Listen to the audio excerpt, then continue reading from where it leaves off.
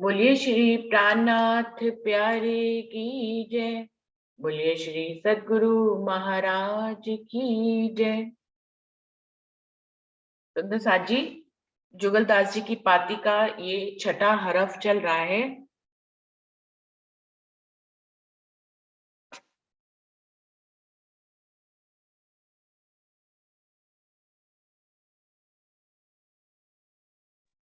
जिसमें सदगुरु के ही की बात हो रही थी। सुंदर साथ जी, ये छठा हरफ, मेरे पेज कुछ इधर उधर है, 1 मिनट में रिकॉर्डिंग थोड़ी। पांचवा हरफ जुगलदास जी का चल रहा है, जो बीच में ही था। अभी हम लोग बाद में छठे हरफ पे जाएंगे। यहाँ पर हादी माशूक के लिए बात कही जा रही है कि हमें किसके हृदय में चढ़ना है। यानी हादी माशूक ने अगर जो कह दिया वही, उनके वचनों को ही हमें सत्य मानना है। उन्होंने रात को कह दिया तो हमारे लिए भी वो रात है, उन्होंने दिन कह दिया तो हमारे लिए भी दिन है। जैसे ही वो कहेंगे वैसा ही हमें, उसके अलावा कुछ और सोचना ही नहीं है। सारी दुनिया हमारे लिए बेकार है, सिर्फ धनी का, हमारे सतगुरु का हुक्म ही सर्वोपरि है। तो उनके दिल पर यदि जो रूह चढ़ जाती है सतगुरु के दिल पर, समझो कि वो परमधाम, चाहे उसने कितने भी गुनाह किए हों, वो जुगलदास जी कह रही है उसको तो परमधाम पहुंचना ही पहुंचना है। वो धनी के चरणों में जागेगी ही जागेगी। ताते हो सुहागिन कोटि उपाय से अपने हादी माशूक के दिल पर चढ़ा चाहिए। इसलिए निर्णय रूप में जुगलदास जी बता रहे हैं कि हे परमधाम के सुहागिन मोमिनो, आपको सिर्फ एक ही उपाय करना है कि अपने सतगुरु की नजरों में आना है, उनके वचनों को अंतिम हुक्म मानकर उसी पे ही चलना है। आप माशूक की नजरों में आ जाइए, यही एक सुहागिन रूह को चाहिए।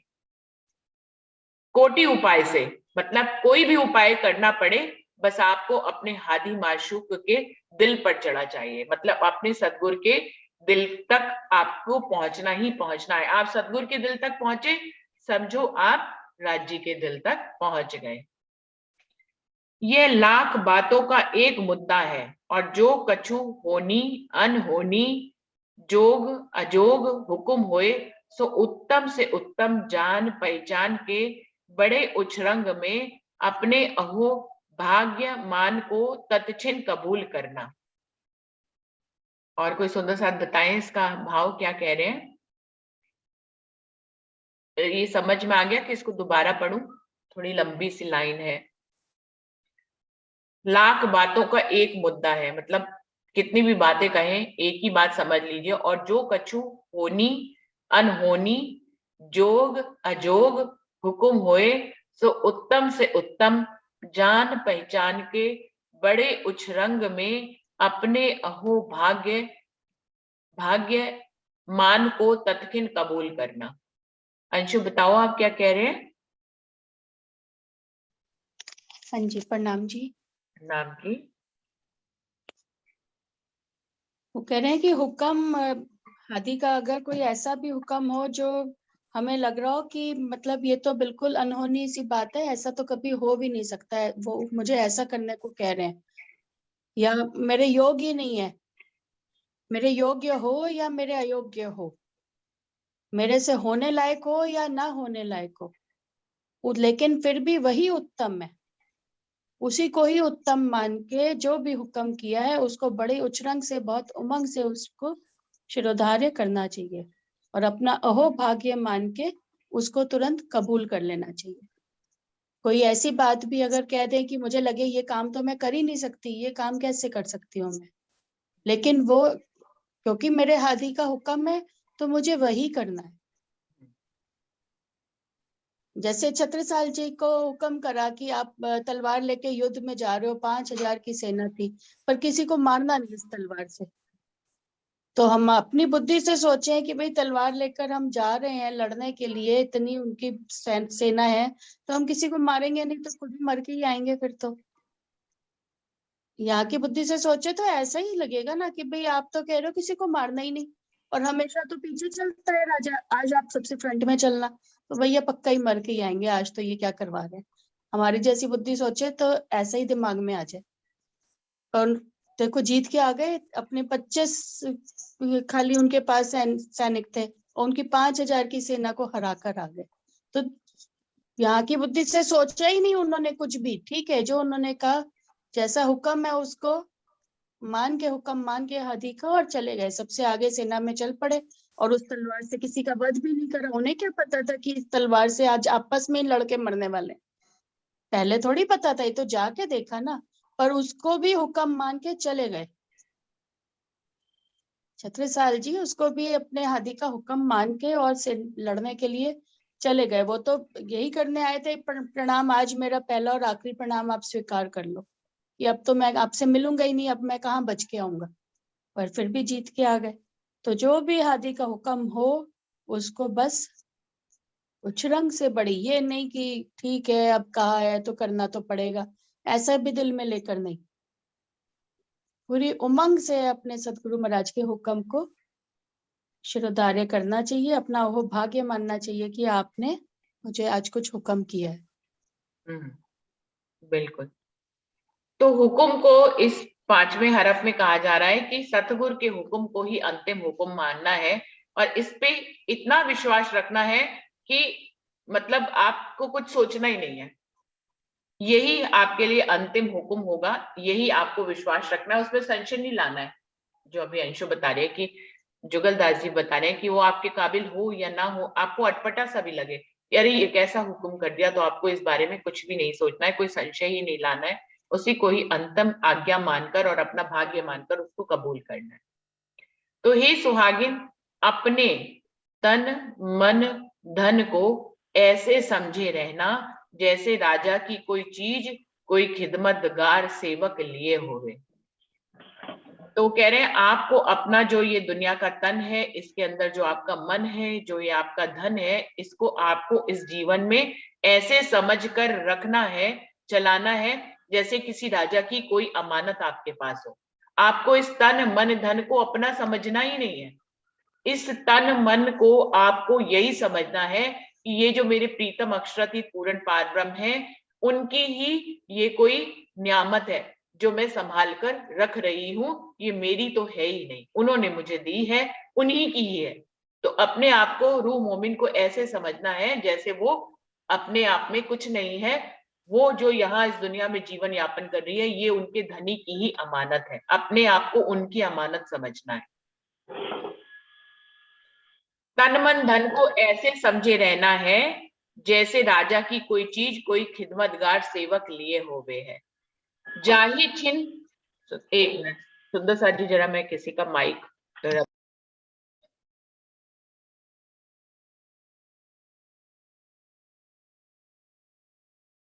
या जाही छिन राजा का हुक्म होए ताई छिन तत्खिन हाजिर करना है।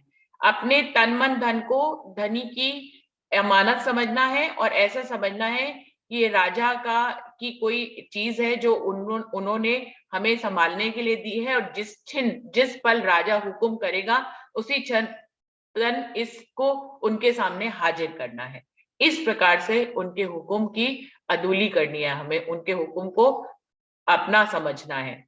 ऐसे ही जाछिन माशूक का हुक्म हो गए ताई छिन तन मन धन हाजिर करो। ऐसे ही हमारे माशूक यानी सतगुरु का जैसा हुक्म हुए उसी क्षण आपको अपने तन मन धन को उनके सामने हाजिर करना है। मतलब अपना आपा कुछ नहीं रखना है, उन्हीं के ही ऊपर अपने आप को कुर्बान कर देना है। और तन मन धन हाजिर करना और तन मन धन अपने को कदमों मासूक के निछावर करना और अपनी आत्म के भीतर संकल्प करना और मोल लई दासी अति डर से हुक्म बजाती है, ऐसे तत्किन हुक्म बजावना और तरफ नजर माशूक के हेरत रहना। और सुंदर साहब बताएं अपने भाव इसमें, सभी लोग भाग लेंगे इस पार्टी में तो अच्छा लगेगा। सुंदर साहब जी बताइए क्या कहना प्रणाम चाहते हैं। हाँ जी प्रणाम जी। इसमें एक छुपाई भी आती है वाणी में, मैं तो तुम्हारी कीयल, है ना, वो छुपाई इस पे फिट बैठती है। हाँ, यानी क्योंकि पहले दावे में ये बात कही दी है ना कि भी मैं तो ना किसी की पत्नी हूँ ना माँ हूँ, कि मैं एक आपकी अंगना नार हूँ। तो यानी वही बात आ गई ना ये सारी बात आगे वो कहते हैं ना, लिंक टू लिंक जुड़ती चली जाएगी। हाँ जी दीदी। पूरा भाव बता दो चौपाइयों का। अंजू अगर आपको अच्छा, आपके पास पाती दिखती नहीं है ना, इसलिए। हाँ मेरे को फिर पीडीएफ खोलूं फिर, ऐसे नहीं, जितना आपने बोला जो समझ में आया ना वो बोल रही हूँ मैं। प्रणाम जी। प्रणाम जी। अभी और कोई सुंदर साथ बताना चाहेंगे?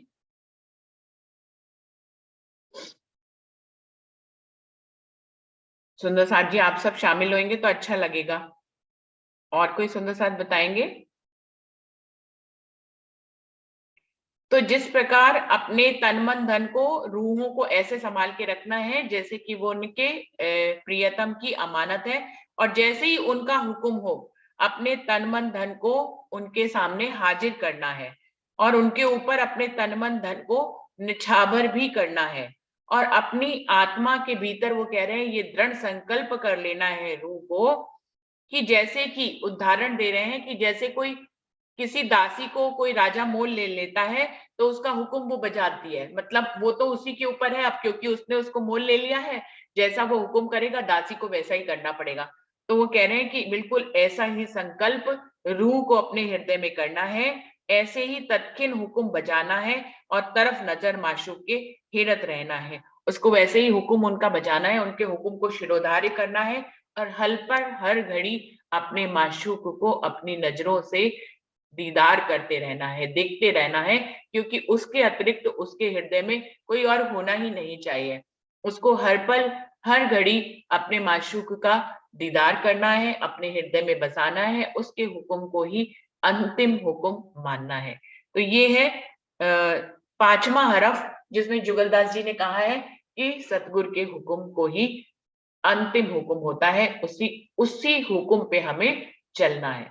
तो छठा पांचवा हरफ यहाँ पे पूरा होता है। अभी छठे हरफ में क्या कह रहे हैं जुगलदास जी, चलते हैं सुंदर साथ जी आगे। कोई सुंदर साथ जी को और कुछ कहना है पांचवें हरफ के बारे में, अपना कोई विचार, कोई भजन, कोई चौपाई कहना है? फिर आगे बढ़ते हैं छठे हरफ के लिए।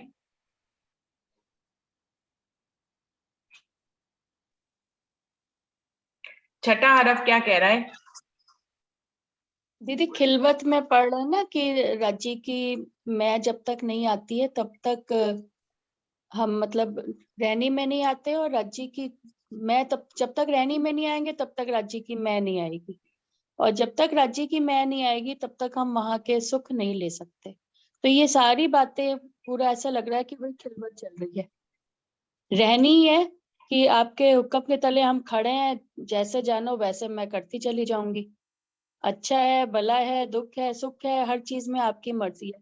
तो ये हुक्म के तले आ गए तो मतलब धनी की मैं खड़ी हो गई अंदर, और रहनी तो आ ही गई। जब इतनी चाल 6 हरफ की चल लेंगे तो रहनी में तो हम आ ही गए। तो ये सारे हरफ पूरे जब तक उतरेंगे अपने अंदर तब तक हम तभी तक बस अपना सुख ले सकते हैं। नहीं अगर इन पे पालन किया तो वहां के सुख भी नहीं ले सकते हैं। जो जानो त्यो रखो धनी तुम्हारी मैं, अब कहने को भी क्या कहूँ, कुछ ऐसी है ना आगे। अब ये कहने कहने को को भी क्या कछू, कहा कहूँ तुमसे। क्या कहूँ तुमसे। जो जानो त्यो रखो, ये धनी अंजू तुम्हारी गा में। ले ये वाली, अंजू गा लो आप। हाँ जी, एक मिनट। जो जानो त्यो रखो, जो जानो त्यो रखो, धनी तुम्हारी में, एक कहने को भी ना कछु, एक कहने को भी ना कछु, क्या एक कहूँ तुमसे, जो जानो त्यों रखो, जो जानो त्यों रखो, धनी तुम्हारी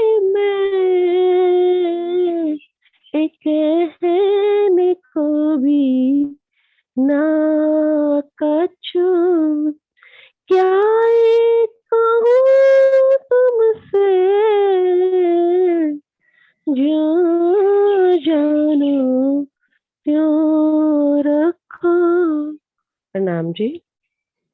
प्रणाम जी, बहुत सुंदर गाया अंजू ने। छठे हरफ पे क्या कह रहे हैं जुगलदास जी? और हो सुहागिन, छठा हरफ विश्वास यकीन का है कि तुमको ऊपर वचन हादि के पूर्ण विश्वास चाहिए। मुझे तो ऐसा लग रहा है पांचवा और छठा हरफ लगभग एक जैसा है कि उनके विश्वास को उनके हुक्म को अंतिम हुक्म माने और उनके हुक्म पे ही विश्वास रखें। अगला उन्होंने हरफ जो छठा है वो विश्वास का क्या है कि ऊपर वचन हादि के पूर्ण विश्वास चाहिए। जो कछु मेरे हादि मुझसे कहत है सोई सत्य है, और ब्रह्मांड जो कहता है सो झूठ है। कि मेरे हादि, मेरे सतगुरु जो मुझे कह रहे हैं, बस इसी बात पे विश्वास रखना है कि वही अंतिम सत्य है। दुनिया कुछ भी कहते रहे कि अरे नहीं ये तो झूठ कह रहे हैं, ऐसा भला ऐसे कैसे हो सकता है या वैसे कैसे हो सकता है। इस ब्रह्मांड की जितनी भी बातें हैं वो सब हमें झूठ ही लगे, और धनी के वचन हमें विश्वास, हमें ऐसा होना चाहिए कि वही सत्य है और कुछ भी सत्य नहीं है। ब्रह्मांड को सत्य झूठ है और मेरे हादि का झूठ सत्य है। ब्रह्मांड की कोई बात हमें नजरों से सत्य भी दिखाई दे रही हो तो हमारा विश्वास होना चाहिए कि वो झूठी है, और मेरे हादि की कोई बात अगर झूठ भी हमें दुनिया बता रही हो और ऐसा हमारी बुद्धि भी हमें, हमारे अंदर बैठा हुआ अबलीस और हमारी बुद्धि भी अगर हमें कहे कि ये झूठ है, तो भी हमारे दिल को ये विश्वास होना चाहिए कि मेरे सद्गुरु कह रहे हैं तो ये सत्य ही है। और हे सुहागिन, जो तुमसे माशूक तुम्हारे दिन को रात बतावे, तुमको उस दिन को रात ही देखना चाहिए और रात ही कहा चाहिए। बिल्कुल वही स्पष्ट कर रहे हैं इसी बात को कि यदि तुम्हारा माशूक तुम्हें दिन को भी, तुम्हें दिख रहा हो कि दिन है लेकिन वो कहे कि रात है, तो तुमको विश्वास होना चाहिए कि इसमें भी कोई रहस्य है, वो सत्य ही कह रहे हैं। मेरे को भ्रम हो रहा है कि ये दिन है जबकि ये रात ही है। इतना यकीन पक्का होना चाहिए कि तुम्हारी आंखें, तुम्हारी बुद्धि, तुम्हारा वाद विवाद या तुम्हारे मन में कोई भी बात उसकी खिलाफत कर रहा हो कि ऐसा नहीं हो सकता, तो भी तुम्हारे दिल में यही विश्वास होना चाहिए, विश्वास इतना यकीन होना चाहिए कि मेरा तन, मेरा मन, मेरी बुद्धि गलत गवाही दे सकती है, लेकिन जो सद्गुरु कह रहे हैं कि ये अगर रात है तो ये रात ही है, इतना यकीन पक्का होना चाहिए। दीदी एक मिनट। हाँ जी। जैसे जब सतगुरु महाराज के चरणों में गए तो यही बात बिल्कुल हुई ना कि उन्होंने कहा कि तू तो यहाँ की नहीं है, तू तो परम धाम से आई है। तो उस वक्त तो नहीं, मतलब बचपन से सुनी तो थी बातें, पर मैं हूँ, मैं ही ब्रिज में आई थी, ऐसा नहीं कभी इस भाव से नहीं सोचा था कि तो जो कछु मेरे हादी मुझसे कहते हैं सोई सत्य है। लेकिन उस वक्त उनकी बात को माना कि नहीं आपने कहा है तो जरूर हम वहीं बैठे होंगे, हमारा मूल तन वही है और हम यहाँ खेल में आए हैं। और ब्रह्मांड जो कहता है सो झूठ है, कि जो हम देख रहे हैं ये सारा झूठ है। ये बात विश्वास नहीं हुई थी, लेकिन उनकी बात को मान के कि उन्होंने दिन को रात और रात को दिन कहा तो भी मान के चल पड़े। ब्रह्मांड को सत्य झूठ है, जो घर परिवार दिख रहा है अरे इसको झूठ कैसे माने, कई बार बोलते थे कि महाराज जी इसको झूठ कैसे माने, जो दिख रहा है इसके लिए तो करना ही पड़ता है ना, दिन रात लगना ही पड़ता है, कैसे झूठ मान लें इसको। तो कहते थे नहीं ये सब झूठ है। पर अब विश्वास ये दिल में बढ़ता चला जा रहा है, अब झूठ लगने लग गया है, अब वो सत्य लगने लग गया है। और मेरे ब्रह्मांड को सत्य झूठ है और मेरे हादी का झूठ सत्य है। और जो वो परम धाम की बातें बताते थे, आज भी देखो लोग अरे क्या तुम लोग नक्शे पढ़ते हो, क्या किसने देखा है, कौन गया है, कई लोग बोल देते हैं इस तरह से, लेकिन अब वही सत्य लगता है। ये घर परिवार जिसको बनाने में जिंदगी लगा दी ये झूठ लगने लग गया है और अब वही सत्य लगने लग गया है। तो वो बातें आते आते ही ये दृढ़ता और ये ईमान आता है। शुरू से पता तो था ही, लेकिन ये बात अपने सिर पे लेके इसको झूठ और सत्य कभी नहीं माना था। जब सतगुरु महाराज के शरण में गए तो लगने लगे हाँ यही सत्य है, जो वो कह रहे हैं परम धाम है, हम वहीं बैठे हैं वही सत्य है। और ये सब फिर झूठ मान के वैसे अपने आप जीवन चलता चला गया। पहले इसी को ही मरते रहते थे, जिसमें कि नहीं यही सत्य है, इसी में ही अपना जीवन लगाया हुआ था। पर उन्होंने ये बात समझाई कि करो लेकिन मरो नहीं, मरो सिर्फ राज्य के लिए, घर बिल्कुल। परिवार के लिए हमें करना है, जीना है, लेकिन मरना नहीं है। मरना है तो सिर्फ राज्य के ऊपर मरना है। तो ये बात उन्हीं ने ही आकर समझाई। सतगुरु दृष्टि बदल देते हैं ना आपकी दृष्टि बिल्कुल। बदल गई तो आपको वही चीज दूसरी लगने लग जाती है। जैसे आप पहले थे वो अब दूसरे रूप में, आपकी दृष्टि वैसे हो जाती है। बिल्कुल सुंदर साथ जी, इसमें मैं अगर अपना अनुभव बताऊं आप सबको, तो मैं इनमें से किसी हरफ पे कभी पूरी ही नहीं उतरी। मतलब मैंने कभी माना ही नहीं कि जो वो कह रहे हैं वो सत्य है। अगर मुझे कहा भी जाता था कि मैं ब्रह्म सृष्टि हूँ, परमधाम से आई हूँ, तो मैं मानती ही नहीं थी। फिर वाणी मंथन का जब मुझे आदेश हुआ, वाणी मंथन से जब मुझे वाणी से गवाहियां मिली, तो मैंने वाणी से माना, वचनों को नहीं माना कभी भी। कोई भी तन आया मेरे जीवन में, मैंने वचनों को नहीं माना। मैं किसी भी बात पे कभी भी खरी विश्वास मैंने किया ही नहीं, किसी भी तन पे नहीं किया, चाहे वो। दोनों चीजें पैरेलल ही चली ना। हाँ। आपने लेट स्टार्ट करी क्या? हमारी तो दोनों चीजें पैरेलल ही चली। उधर से वो चर्चा सुना जाते थे घर पे, 15-15 दिन का प्रोग्राम महाराज जी का बहुत करवाए हैं यहाँ पे हमने। तो वो चर्चा सुनते थे, उधर से वो गए तो पीछे से फिर वाणी मंथन शुरू हो गया। तो दोनों ये बात तो उन्हीं की हमारे बात भी हो गई। पैरेलल चलते थे, वो तो हमारे भी पैरेलल पैरेलल ही चलता चलते गया। थे। तो विश्वास लेकिन जो उन्होंने कहा वही वाणी कह रही है, तो विश्वास खड़ा होता गया। मैं मानती नहीं थी। मैं कहती थी जब तक मुझे मेरे दिल गवाही नहीं देगा मैं नहीं मानूंगी कोई भी बात। मैं हमेशा ऐसे ही कह देती थी किसी को भी। कोई भी आता था, कोई भी बातें बताते थे। अभी तो बहुत ही कम मिलते हैं सुंदर साथ, मतलब कि ज्यादा पन्ना जी जाते हैं या वहीं पे ही अपनी चितवनी के माध्यम से धनी से संबंध रखते। लेकिन जब भी, जैसे कि मुझे अभी चाची जी तो एक गली छोड़ के ही रहती है, सबसे पहले चलना तो मुझे उन्होंने ही सिखाया उंगली पकड़ के। वो एक गली छोड़ के ही मेरी चाची जी रहती, मेरी चाची साथ, तो उन्होंने ही मुझे चलना सिखाया। एक एक वाणी का अर्थ करके जो उनके साथ ही बैठकर मैंने सीखा। मतलब लेकिन मैंने जो आपको बताया शुरू से, मेरे मन में जो इच्छा उत्पन्न करी राज्य ने, वो हमेशा ये कि मुझे अपना चाहिए। मुझे चाची जी जो अनुभव करती हैं, मुझे सिखाती हैं, वो तो मुझे चाहिए ही चाहिए, लेकिन मुझे अपने हिस्से का अलग से चाहिए, ऐसा मैं कहती थी। और सरकार के लिए भी यही कहती थी कि वो उनका अनुभव मुझे चाहिए, उनका आशीर्वाद चाहिए, लेकिन मुझे अपने हिस्से का, मुझे अपनी रूह का एक अलग से जो है, मुझे तुम समझाओगे तभी मैं समझूंगी। तो मैं ऐसा, मतलब ऐसा विश्वास जो जुगलदास जी कह रहे हैं, ऐसा विश्वास नहीं मैं कर पाई कभी भी। जो ब्लाइंड फेथ कहते हैं वो नहीं था मुझ में कभी भी नहीं था। मैं तो हमेशा ही फेल हुई इसमें। और कुछ भी बताए वो, तो मैं मानती नहीं थी। मैं आगे से यही कहती थी कि जब मुझे वाणी में गवाही मिल जाएगी, जब मेरा दिल जो है उसको मान लेगा, मैं तभी मानूंगी। मैं आपके कहने से कुछ नहीं मानूंगी, ऐसा मैं हमेशा से कहा करती थी। तो मैं तो हमेशा नहीं, से हम भी फेल रही। वाणी की गवाही से ही चले हैं दीदी, साथ साथ ही वाणी मंथन, क्योंकि हम लोग रेगुलर करते रहे ना मिलके, जैसे अभी शहूर करते हैं ऐसे ही वाणी मंथन हम लोग सालों से कर रहे हैं। तो वो साथ साथ वाणी पढ़ते रहते थे, तो वो गवाही वाणी से मिलती गई। और बस हम, मुझे तो लगता है सारे ही हरफ पे खड़े हुए हैं। अच्छा, अभी तक जितने हरफ लेकिन पढ़े हैं बिल्कुल जुगलदास जी खड़े जो हुए कह रहे हैं ना, हैं। वो किसी वाणी की बात ही नहीं कर रहे, वो तो सतगुरु के ही वचनों की बात कर रहे हैं, उसी को ही वाणी तो कह दीदी रहे हैं। ये सब वाणी तो है, ये सब वाणी ही है पूरी, आपको सारे हरफ में पूरी वाणी मिल रही है। मैं कह रही हूँ हाँ, ना, कल ये वाला हरफ अभी जो पढ़ रहे थे 5वां, तो ये पूरा खिलवत चल रही है इसमें। तो सारे ही हरफ में वाणी ही चल रही है, कोई ना कोई प्रसंग उसी में से, सबकी चौपाइयों के प्रमाण मिल रहे हैं ना। तो मेरे नहीं, कहने का दीदी तात्पर्य ये है कि सतगुरु के वचनों से जो वाणी हमें मिलती थी, वो उसको मैं स्वीकार नहीं करती थी। ग्रंथ के रूप में जो वाणी मिलती थी, मैं उसको स्वीकार करती थी। मेरा दिल इस तरह का था शुरू से ही, मतलब पता नहीं क्यों ऐसा था, लेकिन मेरा दिल ऐसा ही था, आज भी मुझे ऐसा तो ही है। ऐसा लगा दीदी कि उनके वचन और वाणी में कुछ अंतर ही नहीं है, जो वो कहते हैं वही तो वाणी कहती है। हाँ, ये ऐसा तुम कह रही हो ना, ये तुम अपने दिल के भावों से कह रही हो। हाँ मैं अपने दिल की बात हाँ, कहने मुझे का तो यही मतलब मेरा लगता था। ये था कि हाँ मैं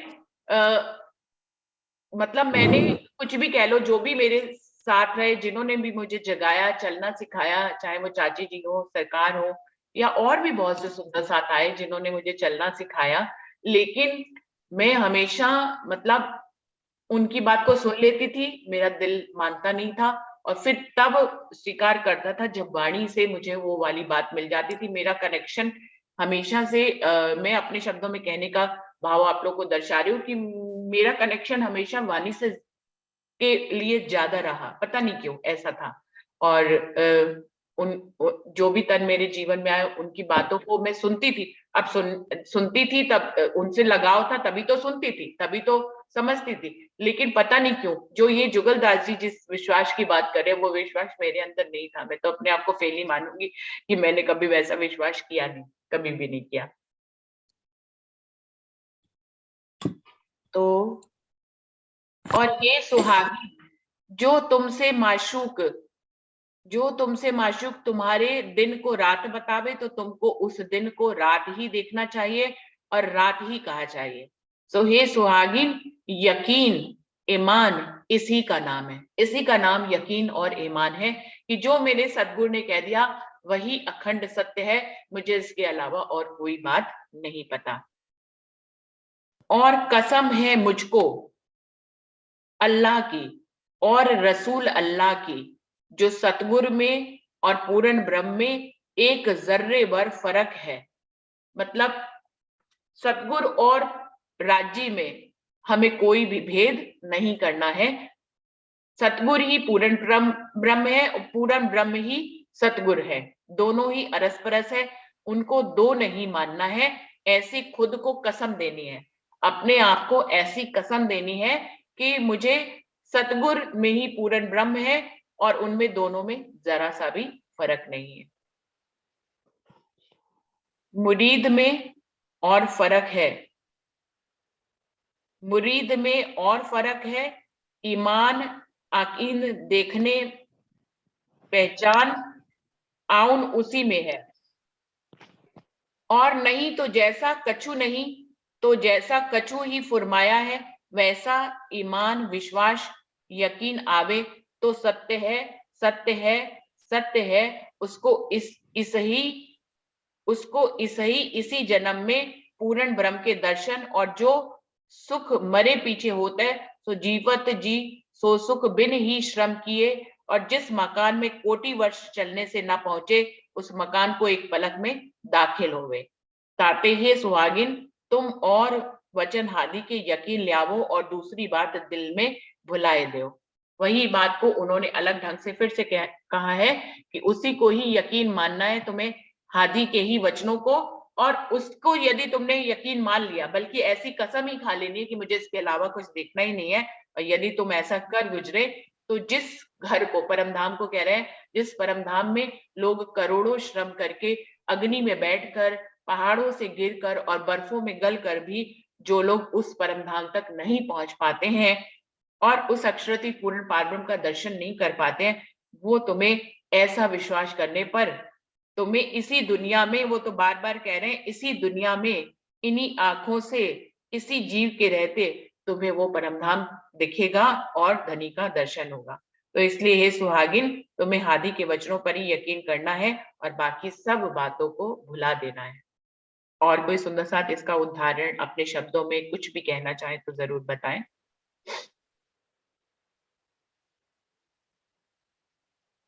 और प्रणाम कुछ? जी सब सुंदर प्रणाम के जी। चरणों में।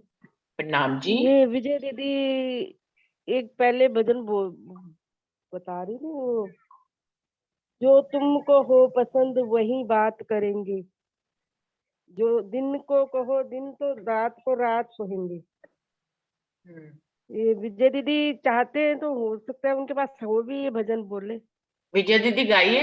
वैसे तो मुझे ये फिल्म का गाना लगता नहीं है कि भजन भी है, सूरज निकलता है तो कहते हैं अंधेरा, ये है भजन। अच्छा, हाँ विजय दीदी विजय गाइए दीदी अगर को ये आता भजन है, है तो। बोलेंगे। राधा दीदी आप गा दो अगर आपको याद है तो। मेरे को नहीं आता ना, विजय दीदी को आता है ये। मैं देखनी दो लाइन ही बोल दे भले। सब जी सुंदर भजन साथ के चरणों में प्रणाम जी। प्रणाम जी। एक ही लाइन आ रही है अभी तो बहन जी, वो मिल नहीं रहा मेरे को अभी। कोई बात नहीं, एक दो लाइन सुना दीजिए। जो तुमको हो पसंद वही बात करेंगे। तुम दिन को अगर रात कहो रात कहेंगे, जो तुमको हो पसंद वही बात करेंगे। बहन जी पूरा तो नहीं आ रहा, वो भजनावली में सूरज तो भी निकलता है तो कहते हो अंधेरा, ये वाला भी बोलो ना थोड़ा सा। सूरज भी निकलता है तो कहते हो अंधेरा, दुनिया से अलग सतगुरु ये ज्ञान है तेरा। दुनिया वालों से उलट होके, मतलब ऐसा ही है जी। दुनिया वालों से उलट होके चाल चलेंगे, जो तुम दिन चलेंगे को तो कहो दिन रात तो रात कहेंगे। बहुत सुंदर है। हाँ बहन जी। ये फिल्म का गाना भी है, उसी के ऊपर बना हुआ है। हाँ जी, हाँ, ये उसी पे ही बना हुआ है। तो एक है ना, हादी के कदमों पे चलना, ये बंदगी हमारी, बस यही बंदगी हो जाए जो हादी ने, जैसे वो चले हैं, जैसे उनकी राह है, जो वो कह रहे हैं वचन, हम्म, भजन में ही आता है, ये हादी के कदमों पे चलना। बिल्कुल बिल्कुल। तो समय भी समाप्त हो रहा है सुंदर साथ जी, 7वां हरफ कल ले लेंगे, अभी छठे हरफ तक। छठा हरफ क्या है कि धनी के 5वां हरफ है कि धनी के शब्दों हुक्म को ही अंतिम हुक्म मानना, और छठा हरफ ये कह रहा है कि उनके ऊपर ही अखंड विश्वास करना, उनकी बात पे विश्वास करना। अगर तुम्हारा दिल तुम्हारा मन ना भी माने तो भी तुमको यही समझना है कि मैं गलत समझ रही हूँ, मेरा मन गलत गवाही दे रहा है, लेकिन जो सद्गुरु कह रहे हैं वही अंतिम, उसी पे ही विश्वास कर लेना है, और उसमें तुम्हें अपने आप को खरा उतरना है। यदि तुमने ऐसा कर लिया तो तुम्हें यहीं बैठे परमधाम के दर्शन होंगे, जिसको दुनिया वाले जो है जहां तक पहुंचने के लिए इतनी तपस्याएं करते हैं, वो परमधाम तुम्हें यहीं इसी पल मिल जाएगा और तुम उसका दर्शन कर पाओगे। तो सुंदर साथ जी ये नेक्स्ट डे शुरू करते हैं तो एक बार रिपीट सारे कर लिया करेंगे, क्लास में होता है ना, जैसे रिवीजन हो जाएगा। हाँ जी, आप बताइए प्रतिभा दीदी, पहले हरफ से बताइए, अभी 1 मिनट का समय है। नहीं, मेरे को इतना नहीं। अरे बताइए ना, सुंदर साथ जी रिपीट करेंगे, उसमें क्या है। एक मिनट दीदी, मैच दीदी हो रहा ये है। यहाँ पे ये इसमें आती है ना ये लाइन, सो जीवत सो सुख बिन ही श्रम किए, और जिस मकान में कोटि वर्ष चलने से ना पहुंचे उस मकान को एक पलक में दाखिल होवे। तो इसमें ये बात भी आगे सुंदर साथ के मुख से सुनी हुई है कि 500 साल की जो मजल होती है, जो एक जीव 500 साल में पूरी करता है, वो साक्षात सदगुरु महाराज के अगर शरण में पहुंच गए तो उनकी कृपा से वो एक ही जीवन में उसको हम पूरा कर सकते हैं। 500 साल की मजल तो एक जीवन में पूरी नहीं हो सकती। अगर कोई खुद से अपने आप को जागृत करना चाहता है तो उसको 500 साल की मजल लग जाती है, ऐसी सुनी हुई बात है। सुंदर साथ के मुख से ये बात भी सुनी हुई है कि इतना टाइम लग जाता है अगर आप वाणी से खुद को जागृत करना चाहो। यही एक उनकी नजरे करम हो गई, एक आशीर्वाद उनका मिल गया, तो फिर वो हम यहीं बैठे बैठे अभी ही वो हमको दर्शन करवा सकते हैं। बिल्कुल बिल्कुल। मैं तो अभी भी किसी भी परमहंस से मिलती हूँ यदि, तो मैं ये पूछती हूँ शिरजी साहिब जी की जो 10 वर्ष वाली पन्ना में जो बीतक हुई है, लीला हुई है, वो फिर दोबारा कब घटित होगी। जबकि हमें कोई मेहनत ना करनी पड़े, एक आशीर्वाद दिया और बस परमधाम दिख जाए और उसके राज्य का स्वरूप श्रृंगार नूरी दिख जाए। तो मुझे तो अभी तक कोई जवाब ही नहीं मिला। मैं हमेशा ये पूछती हूँ कि उस समय पे थे तो उस समय शायद, अगर मैं उस समय पे थी तो उस समय हमने तो ये मौका छोड़ दिया, लेकिन अभी फिर कब ये लीला दोबारा से होएगी कि एक ऐसे आशीर्वाद किया और सब कुछ मिल गया। तो हम सब, देखा जाए तो ये गलत विचार है कि हमें कोई मेहनत ही ना करनी पड़े और उनके आशीर्वाद से सब कुछ मिल जाए। मेहनत करनी चाहिए, लेकिन फिर भी मेहनत तो वहां पे भी करी थी। वहां तो बीतक साहब पढ़ो, आप तो कहीं सोते ही नहीं थे मोमिन, तो दिन भर रात भर पता नहीं कैसे 24 घंटे वो लोग जागते थे। रात रात तक बैठ के चर्चा की, अर्चा करना, फिर उठ गए, मंगल आरती का टाइम हो गया, नहा धो के आ गए, सोने कब गए पता ही नहीं। पता ही जैसे नहीं। लालदास जी का भी देख लो, लालदास जी भी पूरा एक पलक भी झुकता नहीं थे, बिल्कुल नहीं सोते थे। चर्चा हुई तुरंत ब्रश करके तुरंत तो हाजिर हो जाते थे सेवा में। ऐसा भी आता है कि शिरडी साहिब जी ने घर पूछा बार था छोड़ कि के निकल गए, हाँ, हौज घर कौसर बार की पाल छोड़ के कैसी निकल है? गए, सब कुछ हम लोग निकले क्या, हमने क्या करा उनके जैसा? कुछ नहीं किया। हाँ तो फिर तभी तो निकम्मे हैं, तभी तो मांगते हैं कि कोई आशीर्वाद दे दे सदगुरु आके बस। इतना मुझे तो ये बात ही बहुत ही अच्छी लगती थी जब बीतक में आता है कि शिरडी साहिब जी पूछा करते थे कि हौज कौसर की पाल कैसी है, तो लालदास जी उस समय पोली वहां है, पर हाथ मार के कहते थे कि ठोकते पोली है, रहे, पोली है। पोली है। हाँ, तो ऐसा एहसास, मतलब हाँ, तो बस ये बात एहसास तो ही तो है मेरे दिल दीदी। में भी बहुत की रची, यहाँ तक पहुंचाओ तो माने। हाँ। यहाँ तक अभी पहुंचाओ अभी तो आशीर्वाद ही तो है दीदी, है ना? है। अभी आशीर्वाद तो है ही, और क्या, ये चर्चा चल रही है तो यही तो आशीर्वाद है ना। अरे वो रूह की चाहनाएं इसीलिए है ये ना, तो काम चलेगी एक सब एक चाहना पूरी हो, हाँ दूसरी फिर शुरू हो जाती है। हम लोग भी तो चाहनाओं हाँ का हाँ, ये ढेर तो लेके होगा बैठे हैं लेकिन ना। हाँ, फिर भी वो प्रणाम बीच में सुनीता भी जी। अभी ये हमारा मूल मिलावा में बात हो रही है, चर्चा हो रही है, तो यही तो आशीर्वाद है अब। प्रणाम नजर सुंदर साथ जी, सबके श्री प्रणाम। चरणों में कोटा प्रणाम।